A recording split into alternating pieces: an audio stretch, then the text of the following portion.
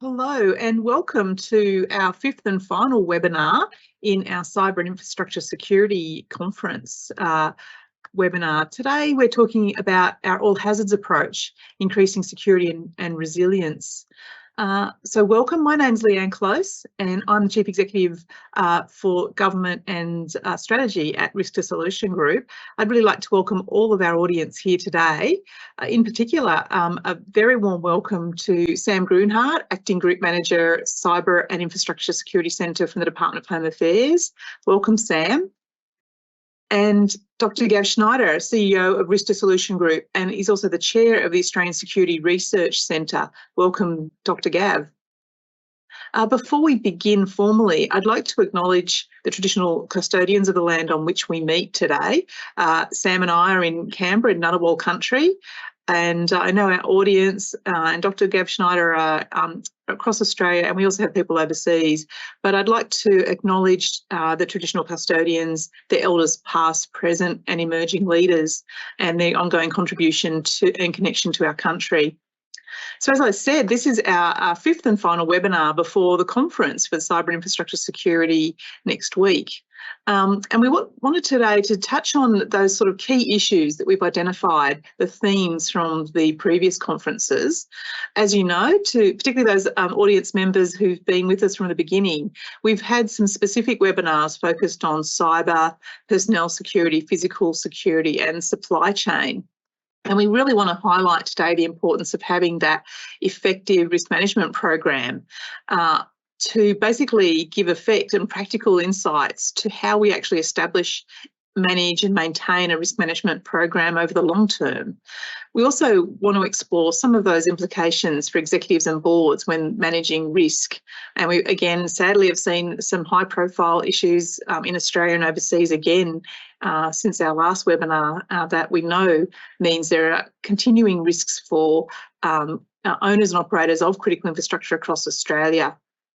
We'll also close out today by having a bit of a look to the future where we want to start looking at what are some of those emerging risks and discuss what we need to prepare for in the webinar, not just now, but into the future to be able to respond to and minimise these sorts of risks. A reminder to our online audience as well that you can submit your questions through the Q&A chat function. And we might start with a couple of our own questions of Sam and Gav, and then start looking at some of your other specific questions as well. So, Sam, I might ask you to start with one of the questions we've got in relation to all hazards approach, which is one of the theme of our webinar today, where we want to encourage Australia's critical infrastructure entities to consider that all hazards approach. But what does that mean practically? Thanks very much, Leanne, and thanks again for chairing this series. I think it's been a really great series of conversations. Hamish does send his apologies. I'm acting in his role at the moment because he's dealing with some other matters, some of which are in the headlines, some of which aren't. So he does apologise. But great to be with you all and to have this opportunity to talk, to wrap up about all hazards and about our approach to security and resilience of critical infrastructure.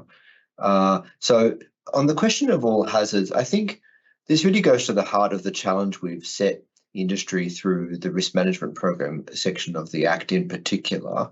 And that is that we responded to very strong feedback from industry that the rules should not be too prescriptive, should not go through a series of established procedures and tell you exactly what you need to do in each case, nor even to specify exactly which threats might particularly threaten your business as opposed to another business, because the Act covers a lot of different sectors and a lot of different companies, and we needed not to be prescriptive about that. So we did respond to that feedback. The challenge we've then set by responding to that feedback is we have said, in large part, that the risk management program is a principles-based approach, and that means you're going to have to decide for your business exactly what the context means, which threats are most relevant to your business, to the continued supply of the service you offer, within some guidance that we set, of course. And I think that's a challenging homework question in a sense, but it's one that we've effectively cast back onto business and back onto boards, because that was really the feedback we got, that nobody wants government stepping in and trying to run businesses for you. You're going to have to make those judgments. So we've responded to feedback, but we've set a difficult homework task, and we really do recognise that. And that's why there are some extended grace periods for people to really consider exactly how this should apply to your business. On the question of all hazards itself, Leanne, so sometimes we get asked, well, does all hazards really mean all hazards? In like every possible conceivable hazard that conceivably impact our business? And I think the answer is normal risk management principles apply. You need to assess which hazards are most likely to have an impact on your business, which hazards might be less likely but will nonetheless have very significant consequence, and make judgments about that. And I'll say a bit more about this later maybe, but government's compliance approach is not going to be to come and assess whether you've exactly made the right judgments about that and penalise you if we think you've got your risk judgment slightly wrong. This is a risk management exercise. It's not a risk elimination exercise. It is not the case that businesses are expected to eliminate all risk and that therefore no incidents will ever occur. That's not how risk management works, and we recognise that. So I think that doesn't tell you exactly what you need to do, but I think it gives you a sense of what our posture is. Gav, I see you nodding when I say you can't eliminate risk. What are you hearing from people? So thanks, Sam. And I think this is a really important part that we have to get our heads around collectively. And the real reality is anytime you operate or do anything, there's inherent risk in almost every aspect of life. If you're operating a critical infrastructure asset or system of national significance, clearly there are embedded risks in simply the operational aspects of running that business. But to your point, I think the real nature, and I really like the way the legislation has come together, that it's not so prescriptive or compliance-centric that 50 points of tick and flick are the audit requirement for compliance, because that doesn't work in practice. In practice, it has to be designed to be customized for each unique client, system, operating procedure, and the unique exposures that they face. So I think it's really also important not to get too focused on semantics of all hazards being only, for example, safety risk, where threats are potentially only security risk. And I believe the intent with this is to get organizations understanding that we are now in an interconnected ecosystem, and the supply chain components of the legislation really highlight that. And realistically, it doesn't help that we very effectively manage one type of risk but ignore others, because we're in a world now that is intersecting. And we only have to look at the way most modern cyber attacks are happening to see that there's social engineering, there's a whole bunch of other physical breach factors that may come into play, and that the consequences are often not just the data or the privacy variables, but it's the operational issues and the reputational issues that become significant. So to support your point, realistically, a balanced program is what most organizations do anyway. It's around aligning it to an adaptive methodology that does look at more than just the conveniently comfortable risks that most organizations are used to, which are usually looking at legislative and financial risks as the primary drivers, safety as the secondary drivers, and maybe security as the third tier, and rather looking at how we integrate those for a great response or outcome. And just picking up on that, I guess that's also the reason we haven't been prescriptive about exactly the form a risk management program needs to take. We haven't issued a 100-page blank template which people need to fill out, and then once you fill that out, then you've met your requirements, because businesses are going to be different. I don't think it's any exaggeration to say this section of the rules is really directed at boards, to get boards' attention to say you need to be asking these questions and you need to be making sure you're managing risk appropriate to your business. Many are already, of course, doing so, as Gab said, and we've not wanted to issue a prescriptive template because many businesses may be able to use exactly what they're already doing. Some might have to augment it somewhat, but we don't want to be prescriptive in the way people do that. Maybe just one other point on all hazards. The risk management program rules cover a series of different sort of classes of concern that we want to direct your attention to. So the cyber risks, the supply chain risks, the personnel risks, the physical security risks. But I think sometimes there is some confusion. There's also that material risk portion of the risk management program rules at the beginning that does draw out some more specific risks. And that's because the Act really is designed to give us both mechanisms. We say you need to be cognizant of all hazards and to think across these different domains, but sometimes government will want to direct your attention to particular things that we're concerned about, and that's what those material risk rules are really about. So, for example, we say you need to manage all hazards consistent with the way your business works, but we are calling out the risk of manipulation of a key component or the risk of loss of access to precision navigation and timing are a couple of things, for example, that we call out in those rules and say, while you need to make judgments about what's right for your business, we're drawing your attention to a couple of specific things and saying, don't leave those out. And that's how the rules are designed. And you can imagine over time that might change. Government might find new things that it's concerned about that it wants to add into those rules with appropriate consultation, because that's required under the Act. We can't do anything by stealth or by surprise. There'd have to be consultation.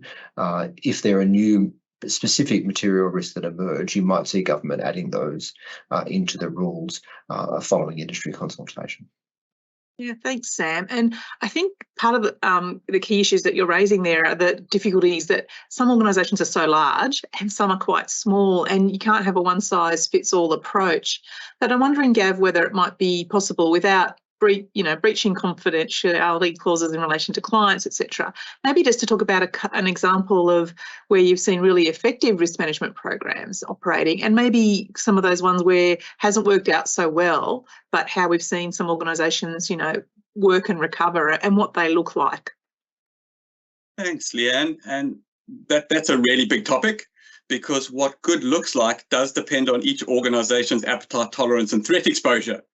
So without getting too caught up in risk-based jargon, good is very, very difficult to quantify when it comes to security and risk, because usually a good result is the absence of a negative incident happening. And the challenge we've got with that stuff is it does define the appetite and tolerance, as we said, but it also talks about this idea of criticality. And I think that part is important, and it's highlighted in the way the regulations come to play. But realistically, we've got to protect our critical componentry first. We've got to make sure that those pieces that are fundamentally important to resilience and continuity of service are secured. Now, good looks like doing that in a proactive manner ahead of a negative incident occurring. The flip side of that is that in a fast-paced, volatile, uncertain, complex, and ambiguous operating world, good has changed tremendously. When I started doing consulting in this area about 20 years ago, good really was a checklist-based approach. We've got a list of 50 things that we'll tick off. And if we were talking, let's just say physical security, because that's one of the easier ones to tick off, because generally it's things we can touch and see. Whereas things like personnel security are much more difficult because it leads back to the culture and behaviors of our people, not just the way we vet and recruit. So organizations have tended to focus on things that we can touch and feel, and have not focused on the things that are much harder to implement. Realistically, in a world that changes quickly, good actually looks like combining both pieces. It's having great processes, great systems, and great application in practice. The important part with that too is that it has to flex and change. It can't be a rigid process. And I must commend Home Affairs in the way this has come together. It's exceptionally difficult to regulate something that is not prescriptive. So, I think this is one of the things Sam asked the question earlier, what are we seeing in practice? I would say, without speaking out of turn with the clients we're servicing, we're seeing mature clients going, this is fine. We address a lot of these risks already. There are a few gaps or areas that we've identified that we can polish up, which will enable us to have a risk management program that we're proud of, and that it not only meets all the requirements, it meets multiple, because this is the other challenge for most CI operators, is that they're not just trying to comply with this legislation. There's tons of other regulations, legislative components that intersect for them. But it's not about duplication. It's about force multiplication of good initiatives. So good to me, in summary, is proactive, integrated, based on appetite and tolerance, but able to flex and scale up or down based on threat and risk information. And now to achieve that is pretty tough. You know, it's easy to say that in theory, but the enablers of that are things like culture, things like intelligence-led, things like developing great partnerships and relationships, and arguably things like humility, the ability to actually say, it's okay to not be sorted. And I think, Sam, you almost said that right in the beginning, that, you know, risk is not the absence of something never happening. Most of the time, because we're operating, risk exists, incidents will happen. It's the ability to hopefully prevent what is preventable, but minimize the negative impact of things that can occur. And if we can get that working, honestly, and I keep saying this to the clients we're working with, you should not be stressed at all about the regulations and new regulations. You should be looking at how you consolidate functions across your business, because the regulations may actually enable you to streamline and integrate your program and save you money if you're smart about the way you do this stuff. Lots more to that, but that's probably a good start. I'm sure Sam's got some comments he wants to add to that. Just going to that point about mitigating consequence as opposed to mitigating likelihood. So, you know, I think sometimes people have taken the idea of all hazards to mean you must prevent all hazards from occurring. And of course, in an ideal world, you would. But in many cases, it will be about mitigating consequence. You can't do a lot about the likelihood of a cyclone striking your asset that's located in northern Queensland. You can do some deal of work around mitigating consequence. That's, you know, it's a facile example, but you know, government doesn't require you to eliminate hazards occurring. It's about having, as Gav says, a mature approach to managing both likelihood and consequence when these things do occur. Thank you. And we're starting to get some great questions in from our online audience, and I certainly saw the ones in relation to AusCheck. I might come back to those ones a little bit later, because I do know that that's consistent with some questions we had in previous webinars as well. But just because we're on this topic, Kate Thorne provided a question which I think is really helpful in terms of that balance that we touched on a little bit earlier with Gab, saying, you know, we still need to have compliance operations. So Kate's question is, what do compliance operations look like under this risk managed approach? Maybe Gab? I'm happy to start with that. I'm sure Sam will jump in with that too. I think it's really important to understand how your organization defines these terms, because something like compliance, it's not ambiguous, right? If it's a compliance requirement, it's something we have to do either under legislation, regulation, or it's an internal function that the board or the executive have said has to happen. Okay, the challenge we've got, and I'll just pick the financial sector as just one example. A few years ago, I was interviewed on a podcast about some of the resilience, presilience, and risk work we were doing. And just before me, there was a banking compliance expert who was on, who highlighted at that stage, there were roughly 7,200 plus compliance requirements just for an organization to operate as a bank. Okay, so for different sectors, compliance can mean a huge amount of resourcing, a huge amount of effort, and a huge amount of energy. I would say, though, that one of the things we have to move away from is this idea of just ticking a box to satisfy a requirement somewhere, because things are changing so quickly. That's your starting point. That's the ticket to the game. If you can't even tick that box, you probably shouldn't even be in business, or you shouldn't be running critical infrastructure assets. We have to move past this idea of just ticking the box to this state where we can firstly anticipate potential things going wrong, which means we're proactive in nature, but equally so, we're able to respond and recover effectively when things do happen. And for the most part, both of those capabilities, which we refer to as resilience and presilience as an integrated pack, are not compliance-centric. Compliance is what enables you to keep the lights on and to not get fined and to keep ticking. The essence of risk management is actually not compliance. It's managing uncertainty to achieve our objectives. And we've got to keep that in mind, that I think if we look at the definition of the risk management program that has been put up by Home Affairs, it's not so prescriptive. It's principles-based, not rules-based. And that is tough for compliance-minded organizations to get their heads around, because the driver then is usually just give me the 15 or 20 things I have to do to make sure I meet the requirements and I'm not going to get in trouble. Whereas in reality, a good risk management program is not about ticking the box to not get in trouble. It's about enhancing your operations, making them more resilient so that you perform better. And as a result of that, you don't get in trouble.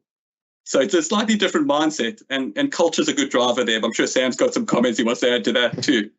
Again, you're right. And it's one of the reasons behind the design of the annual report requirement. You'll note there are lots of regulatory regimes where government would ask you to submit your risk management program to government to be assessed.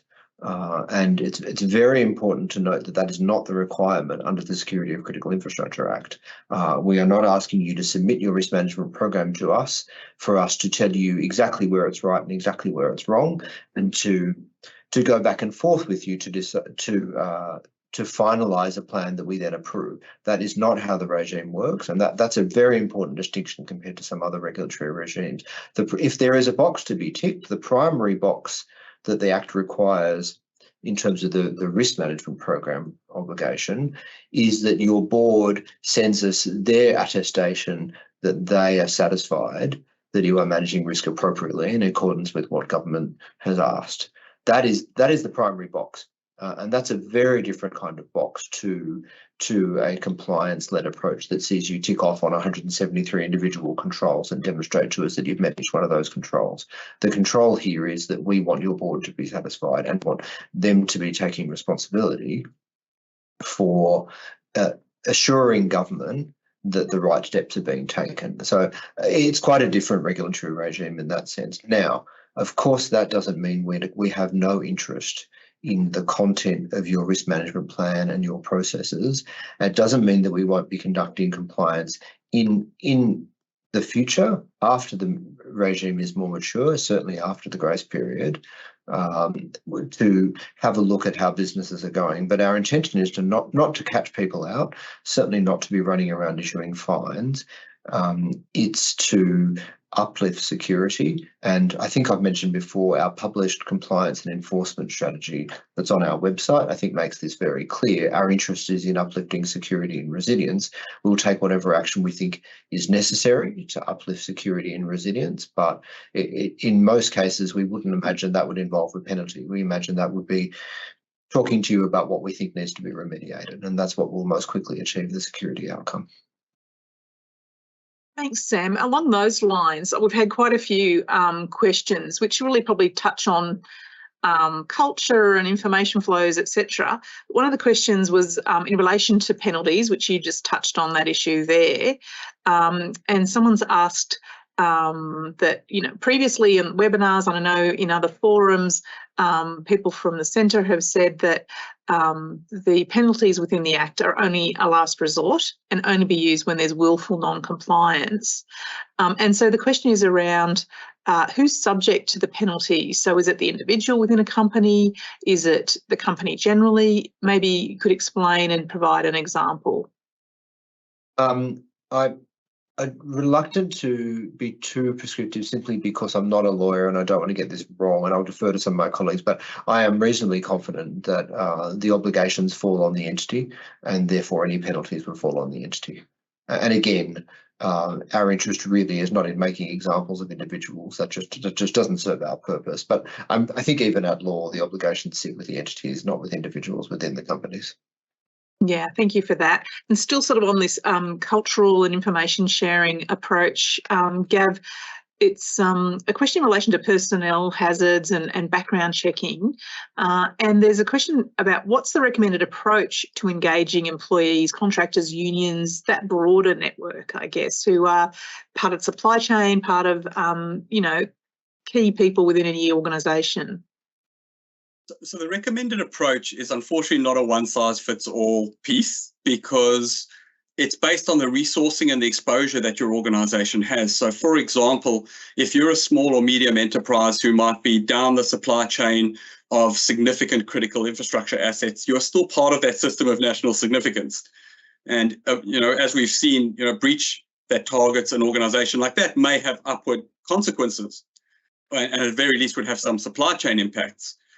But realistically, expecting a small organization to maintain the vetting personnel security standards that a large organization would have is not always pragmatic, practical, or cost effective. But the concept of a risk managed approach is, what can I do that is reasonably practicable with the resources I have available based on the risk exposure that we have? So if you are a provider within those sectors, it's probably important to be able to go, right, I can't afford to have government style security clearances done for all my people. And that may be also something that, based on union appetite or other variables, may impact larger players too. What we need to be doing, though, is pragmatically going, what can you do? And this part I'm pretty passionate about, because there's always stuff we can do. And there's always things we can do that don't necessarily cost a lot of money. Some of those might be another layer of interviews. Some of those might literally be demanding applicants submit a police check when they apply for a job. And then it might actually be just validating that police check is current and real. So while there are definitely best practice standards of vetting, there's almost no excuse for not doing a basic background check of people that work for you, not because it's regulated, but because it's good business practice to be able to make sure that people who work for you are trusted. So I think one of the challenges we've got with personnel security is we often think that that's a problem that HR should tackle. And while no doubt about it, HR are usually the custodians of people in your organization and may very well do, the onboarding, offboarding, sourcing of staff, etc. The bigger piece there is around identifying, and it's been identified for you if you play in the space, that personnel security is something to think about. And then working out a reasonably practicable risk management plan to address that within the resources you have. And if you're not sure how to do that, okay, honestly, there's lots of players out there will have a conversation for free around just a few steps you could do. I'm sure the center would provide some advice on how to get that stuff done. Realistically, the biggest vulnerability, and this will be my closing point on that, is to ignore it and say, well, we're too small, we're too low down the food chain to do anything about it, so we're not going to address the risk because we don't think we can.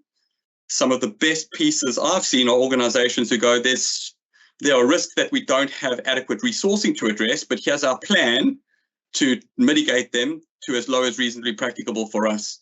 And if you're in a supply chain structure, I would strongly suggest you are very, very careful about the contractual obligations you sign up for, because chances are whoever you are contracting to has probably put legal protections in place for themselves. Just a point of confusion on this sometimes, and this sort of echoes what I said at the beginning about, we took feedback that industry didn't want us to be overly prescriptive. We get a lot of questions about the use of AusCheck. We're still getting questions along the lines of, is AusCheck mandatory? Let me just say again for this forum, no, it's not mandatory, partly because we have very strong feedback that industry didn't want to be required to use one particular process to manage personnel security risk. Again, depending on the nature of your business, depending on the maturity of processes you've already got in place. So it is not required that AusCheck is used.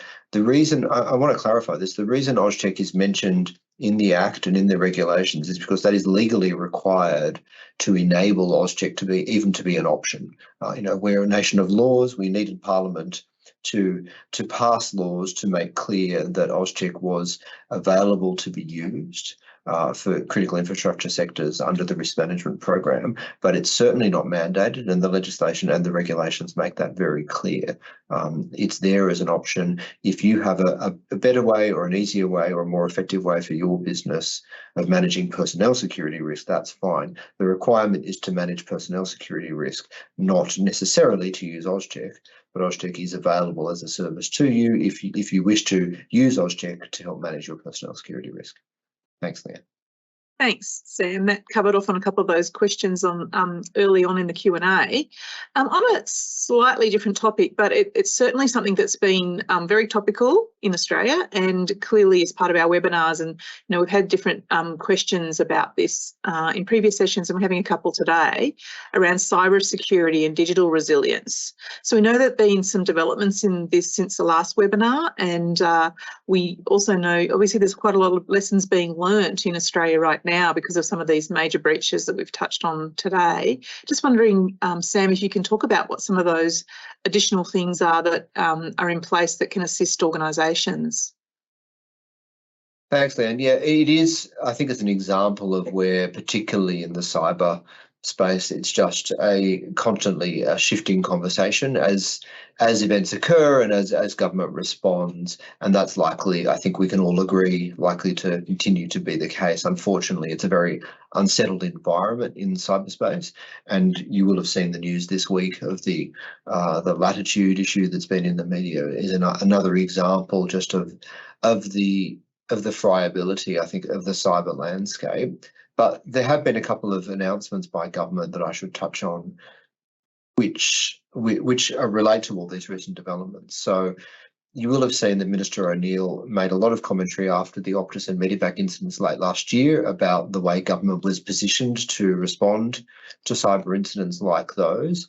And for that reason, very recently, just on the 27th of February, the Prime Minister announced the establishment of a new coordinator for cybersecurity, supported by a National Office for Cybersecurity that'll be housed within Home Affairs, within the Department of Home Affairs, to really make sure that government has a centrally coordinated approach to deliver cybersecurity, particularly in incidents like these. And the coordinator will be charged with coordinating and triaging action across government in response to a major cyber incident. So that's a really significant development. That coordinator hasn't been appointed yet, but that'll happen shortly.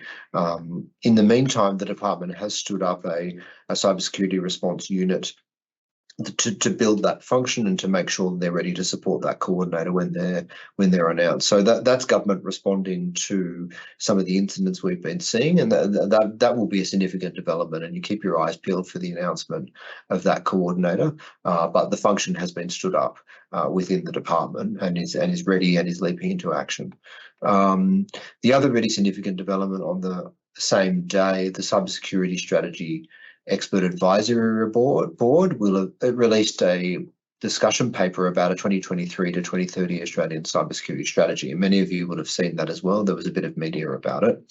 That discussion paper is really important. I'd strongly recommend, if you hadn't had a look at it, to have a read. It goes much broader than critical infrastructure, much broader than regulation. It's really about whole of nation cybersecurity efforts to protect Australians from cyber threats and to improve our national resilience. And it does have some sections about enhancing and harmonising regulatory frameworks, but it also talks about building our sovereign capability, improving public-private mechanisms, growing our national cyber workforce, as well as response to incidents, for example.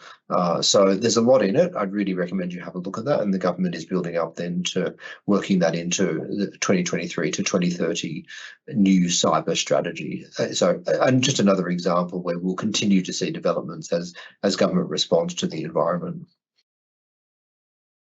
Thanks, Sam. So we've had questions around the roles, checks and balances for boards, for audit committee, etc. I know that this is a key part of discussion in the media in particular, but, you know, in boardrooms, I'm sure, and of the executive suites across major companies. How can we make sure that auditors are looking for the right information? How can we make sure that our board members are really focused on those key issues, knowing they've got to balance a lot of different priorities? And one of the specific questions is, are they critical workers? So what advice can you give to businesses and organisations in relation to boards and audit functions in relation to risk management and protecting their critical infrastructure? I guess it's another example where we wouldn't seek to tell people exactly how to do their business, but just going back to my earlier comments, we really are concerned to make sure that the board has primary responsibility. Of course, at law, it already does. What the risk management program rules do is draw to their attention some very specific matters that government expects them to have attention to, and thus activates their duties as directors of a company to have regard to those particular matters. So I do think we've set, as I said, a difficult challenge for audit people in particular to manage the requirements. We're in the cyber rules, there are very clear specific standards that people can use. In the others, there are less specific standards to hang the hat on. But of course, there are a lot of existing international standards already in this space. We haven't necessarily sought to list them all in the rules, but there's plenty of things that people can look at if they are looking for guidance in terms of standards. I mean, even under ISO 31000, for example. Gav, is this something that's been coming up in your conversation? Thanks, Sam. Absolutely, and I think this is one of those challenges that we need to accept. Obviously, that the board are the stakeholders who will submit the attestation, and therefore there is obviously personal and professional liability around the members of that board who say we are good enough or our program is effective enough.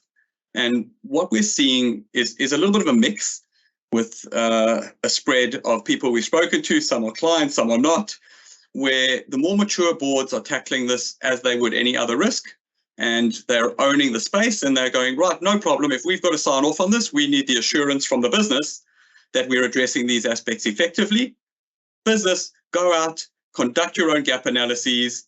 If you don't have the expertise, bring it in and give us a real picture of where we're good, where we're bad, and what we need to do to strengthen this. So that when they are signing off the attestation, it's done on a real peace of mind basis. This is where culture comes into play. Some of the less mature organizations or highly siloed and striated organizations, we're finding that what makes it to the board is often not a real picture of what's actually happening in the operation. And that in itself is a massive risk for consideration. And if you look at the concepts put across in the risk management plan rules and just those domains, they cannot actually operate as independent silos. And this is an important piece for organizations to get their heads around.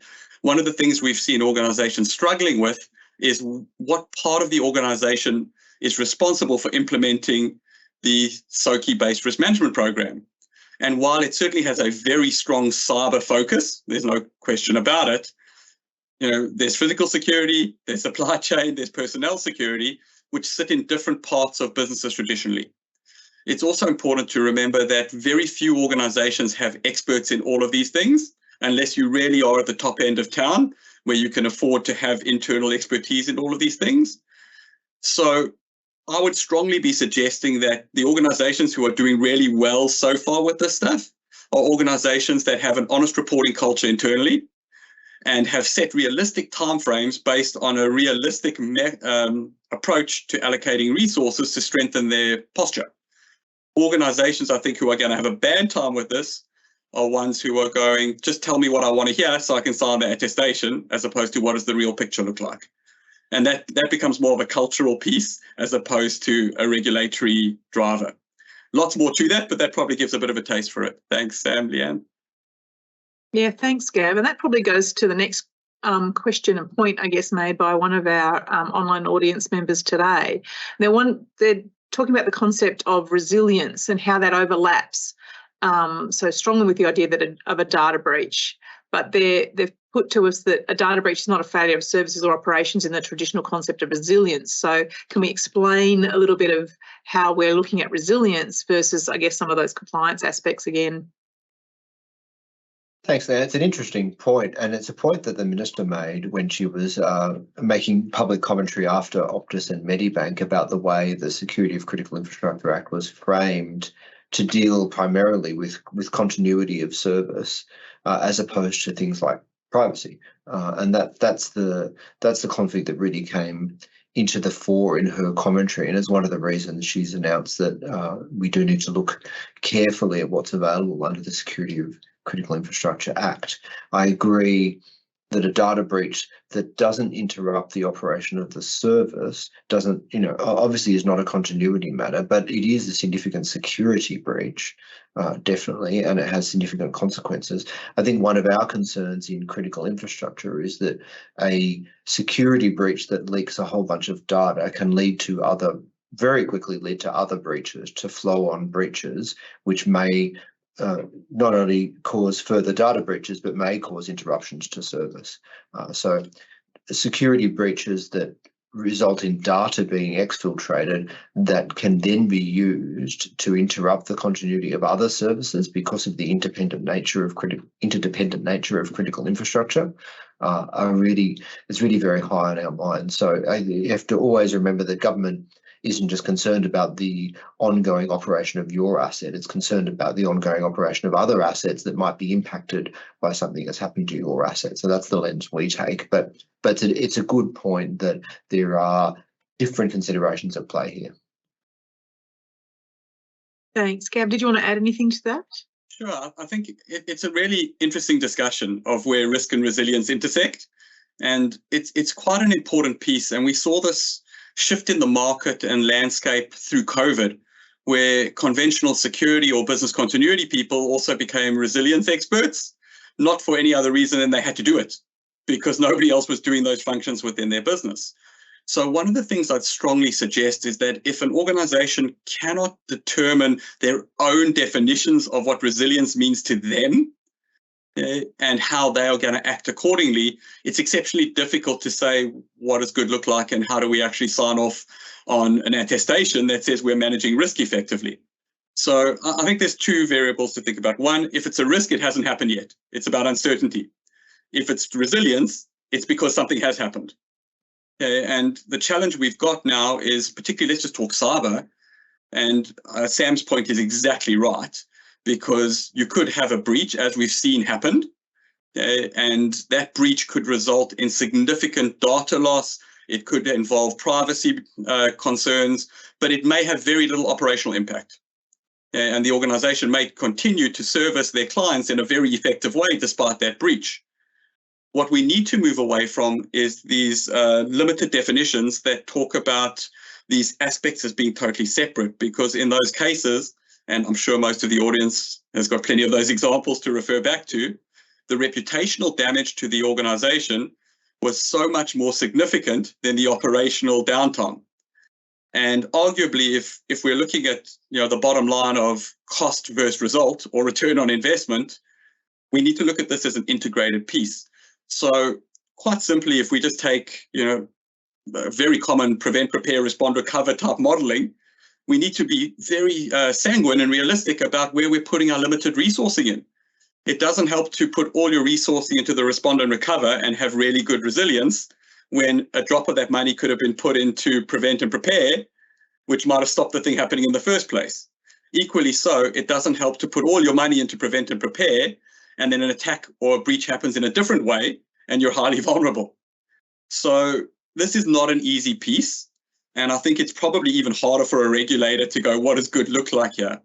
But realistically, I think the impetus behind it is a principle-based approach that says we want to tackle security and resilience together and not be separating these domains and creating more vulnerability between the gaps. Thanks. Thank you both. So just still on the theme of resilience, we've got a lengthy question here, but basically it's going to, I guess, supply chain resilience and particularly the impact of relationships with overseas entities. And the question is saying that, we are focused through the SOCI legislation on improving resilience across the board in Australia and an aggregate uplift for CI asset owners and operators. But they're saying there's also obviously macro challenges in relation to, for example, the manufacturing capability that we have in Australia. And basically the question is, what is government doing in relation to, that the relationships we have to protect Australia's critical infrastructure when we have reliance on overseas manufacturing or other industries? An interesting example of some of the range of hazards that can interrupt a business, interrupt the continuity and the resilience of a business. Obviously, government is doing a broader range of work through, for example, the Office of Supply Chain Resilience on some of those international supply chains, on our domestic capability in certain critical areas. But again, I guess this goes back to the point that there will always be risks, and many of them will be outside of your control. The job for your business and the job that's set by the legislation for your business is to analyse those risks, be cognizant of the potential interruptions and have strategies in place to deal with them. Clearly, an individual business is unlikely to be able to affect the likelihood of a particular international supply chain disruption occurring, but will be able to analyse what its exposure is and how it can best deal with that if it occurs, and perhaps diversify in advance. And that's why those supply chain security rules are there, to really draw board's attention to that question and make sure they're considering it. Gav, interested in your thoughts too. Thanks, Sam. Obviously, I can't speak on behalf of the government, but in terms of pragmatic approaches to how this works, supply chain risk was obviously clearly highlighted through COVID, where we saw significant challenges in supply chain continuity, but it's not a new risk variable, right? This has been something that's been on the table ever since we started looking at a broader global business structure over the last 100 years. So one of the pieces I think we need to remember with supply chain security in particular is that supply chain security is only as good as the continuity of supply. We could have the most effective supply chain security in place, but if your end provider can't continue to supply, what's the point of having great security? So it does come back to the vetting, onboarding, and this is a term that gets thrown around a lot, but trust and integrity are so important in the way these pieces happen. And one of the things that drives great supply chain capability is trusted relationships, not simply the mechanisms of vetting and contractual obligations. Because realistically, if I have a contract that says you must provide me X at this standard, and I will risk that contract by not telling you that I cannot do that anymore, there's not much incentive for your supply chain stakeholders down the line to be honest and transparent. So there's a lot of work to be done in understanding a bigger ecosystem approach to the way we look at supply chain risk management as a whole. Security risk management, I actually think, is probably the easier component of that, because often once the supply chain is in place, we can then look at how we secure it. It's looking at that security of continuity and the initial vetting and onboarding of these contractors. So long story, short story from my side, this is going to be tough. Like, we're in a global hyper-connected world. There's almost no way to buy anything that doesn't have componentry that comes from lots of different countries, some of those whose interests may not exactly align with our own. And as a result of that, we've got to be open to the fact that there will be challenges and not just try and tick and flick it. And I think that's the idea behind a risk management program. It will flex up and flex down and will allocate resourcing based on risk exposure, and that will change from time to time. So in terms of adequately looking at how this works, we also have to understand government can't do this for the private sector. Arguably, it can't do it for most asset operators. It's an ecosystem where individuals, teams, businesses, and state governments, local councils, and federal government all have to play together to reduce our risk exposure. Risk management really is a team sport, and we have to get that part right, because this is about the whole, not the individual, when we actually look at how it works. And Gavin echoes a couple of comments in the Q&A as well about where responsibility lies. So I think, again, this goes back to this general principle. Government is not expecting you to eliminate the risk of a supply chain disruption. That would be an unrealistic expectation, an unreasonable expectation. And I think if we tried to prosecute that in court, we would fail because of the unrealistic nature of the expectation. Businesses can't eliminate the risk of supply chain disruptions or indeed global pandemics. But we are asking businesses and boards to turn their mind to exactly the sort of interruptions Gav was talking about. Because we know from the experience of the past few years that these things can occur, and having mitigation strategies in place, or having alternative options in place is advisable, noting of course that yes, it's a whole of economy effort, and government also has a very significant role to play. Absolutely. Yeah, thank you for that. It's so critical that everyone's working together. There's no one answer to any of these difficult issues for us, that one area, one sector of our economy can solve this. In the last 10 minutes, I'd really like to, and we've started to work towards the issues around what does the future look like? What are some of those other risks? There are so many risks people are struggling with, even though we've had technologies around that, you know, for 20 odd, 30 years now, we're really only starting to come to terms with some of those impacts. And yet we see the emergence of artificial intelligence. We've seen a lot of reporting around what's happening in schools with ChatGPT. We're also hearing that even in the media today, there was reporting around artificial intelligence being used to replicate people's voice patterns, facial patterns, et cetera, to access data and things. So you feel for owners and operators of these entities, large and small in Australia. But I think just really keen to see your views of what are some of those emerging risks that you are anticipating or hearing from networks that you're working with. Thanks, Leanne. And you're right, we've sort of been touching on some of them already. I mean, the obvious one is the deterioration in the cyber environment, and we've also just talked about interruptions to supply chains, and I won't mention pandemics because I think we're all a bit triggered by the word. But there are other things on the horizon that government's worried about, that I know business is worried about, and that we will have a lot more work to do in partnership with industry in the coming years. Clearly, changing climate will change hazard profiles and has been changing hazard profiles, and we've very much noticed that in Australia, and I think that's obvious to everyone and shouldn't be ignored when we focus on some of the cyber incidents that are occurring. The increase in severity and duration of those events will increasingly put pressure on things. We did call out in the material risk rules the increasing reliance on critical services from space-based capabilities, such as position navigation and timing, satellite communications, etc.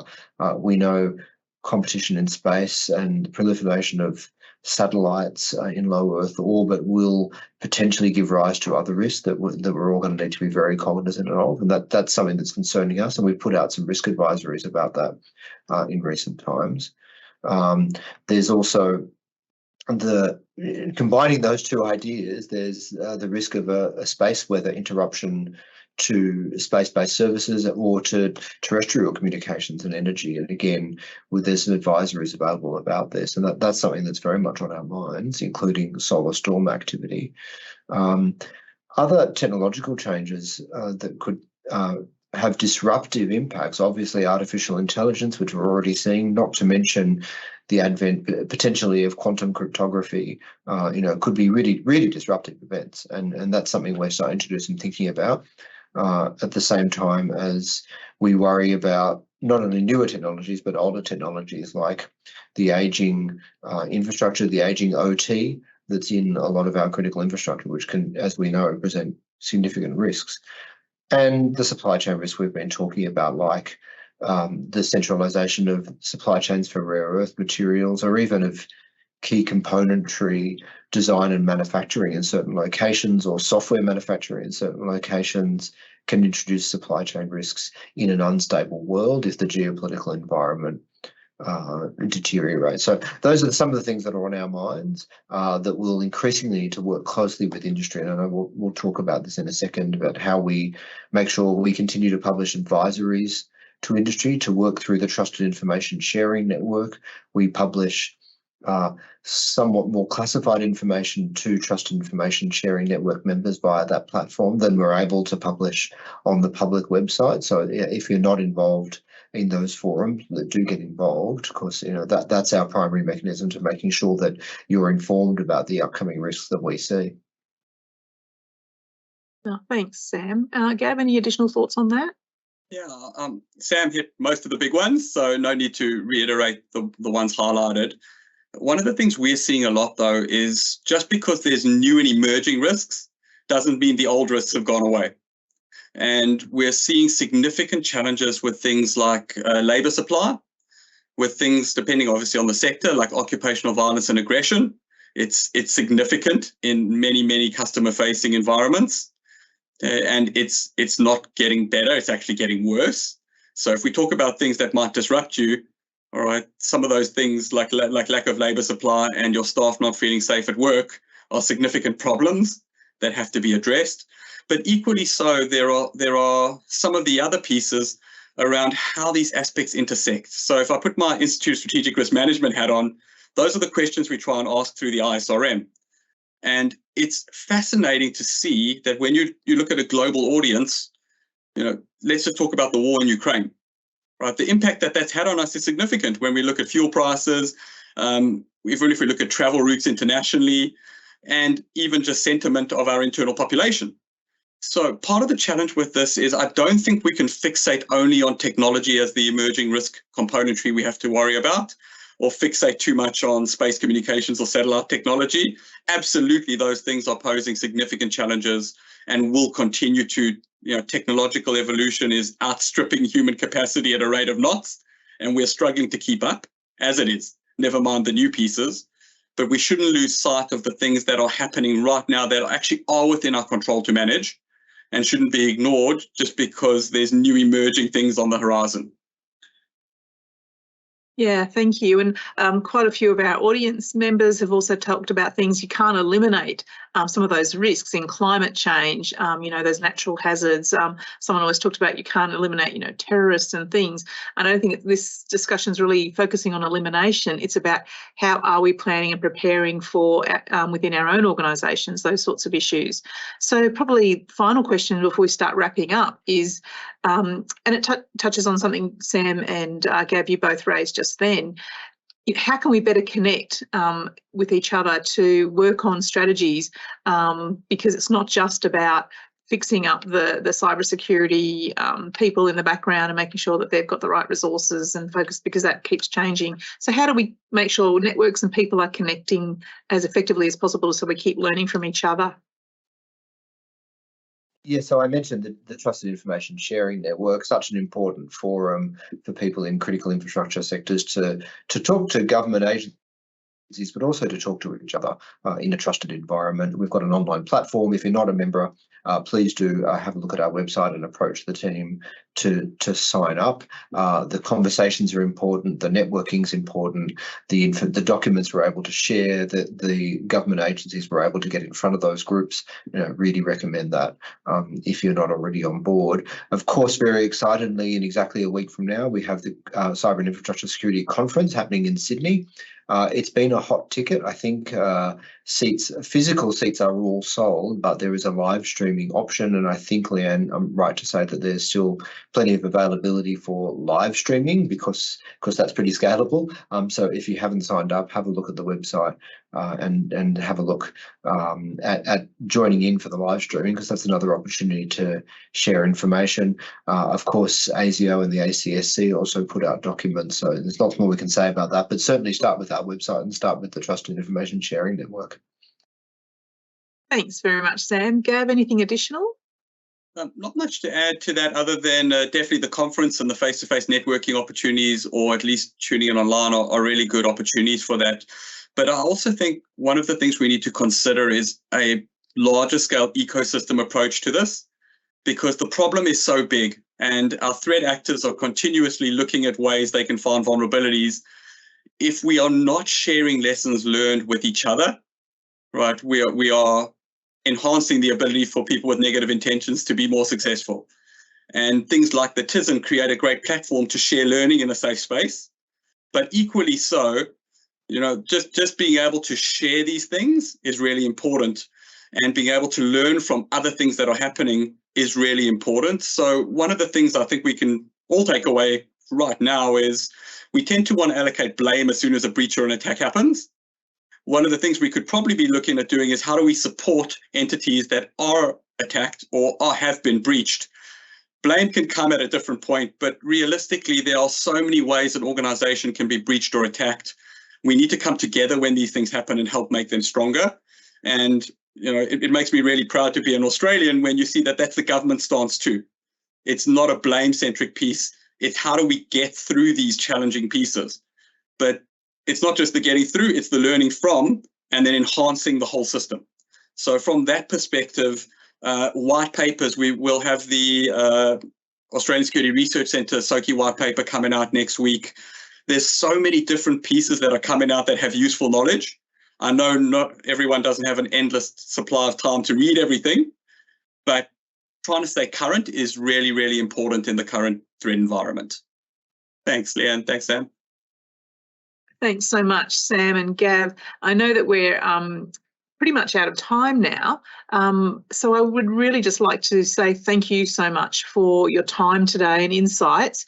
We ranged across a whole raft of topics, tried to get to as many questions from our online audience as possible, and we really do thank you for participating and for providing those questions and insights. We read those as well as we were going through.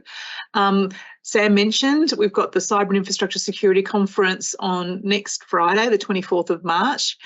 Tickets are still available for the online live streaming, so please do have a look at the website there. And I'd just now very much like to say again, thank you very much, Sam and Gav, for participating today. Really appreciate you giving us the time on these important topics. Thank you very much.